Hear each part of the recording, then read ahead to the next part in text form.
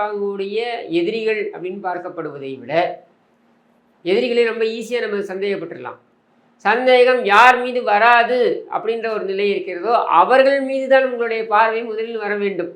ஏன்னா அவங்களுக்கு தான் துணிச்சல் அதிகமாக இருக்கும். நம்ம மேலே சந்தேகம் வராது, நம்ம அந்த குற்றச்செயலை கூடவே இருக்கலாம், அந்த குற்றச்செயலை செய்யலாம் அப்படின்ற வரலாம். அப்படி பார்த்தா குடும்பத்தினர் மீதே கூட அந்த பார்வை வரணும், சந்தேக பார்வை வரணும். சரியா? அப்படி இருக்கும் பொழுது நீங்கள் எப்படி அவர்கள் திருப்தி அடைந்தார்கள், அதனால் இந்த விசாரணையை நீங்கள் சிபிஐ கொடுக்க வேண்டாம்னு சொல்வீங்க, அல்லது அதனால் இந்த விசாரணை சரியாக நடக்கிறது என்று சொல்வீர்கள்? அவர்களையும் சேர்த்து தானே நீங்கள் விசாரிச்சிருக்கணும். ராம்சாங் அவர்கள் எத்தனை மணிக்கு வீட்டை விட்டு கிளம்புறாரு, அவர் கன் எடுத்துட்டு போறாரா இல்லையா, எத்தனை மணிக்கு ஸ்பாட்டுக்கு போறாரு, எத்தனை பேர் கூட போறாரு அப்படிங்கிற டீட்டெயில் இங்கே தானே சார் போயிருக்கணும். அது பக்கத்தில் இருக்கவங்கள்ட்ட போயிருக்கலாம், என்ன அதெல்லாம் விசாரணைலாம் தெரிய வரும். ஆனால் விசாரணையே என்ன சொல்லுதுன்னா, அவருக்கு நெருக்கமாக இருப்பவர்கள் எல்லாம் திருப்தியாக இருக்கிறார்கள் என்று நீங்கள் சொல்வீர்கள் என்றால் இது என்ன மாதிரியான விசாரணை?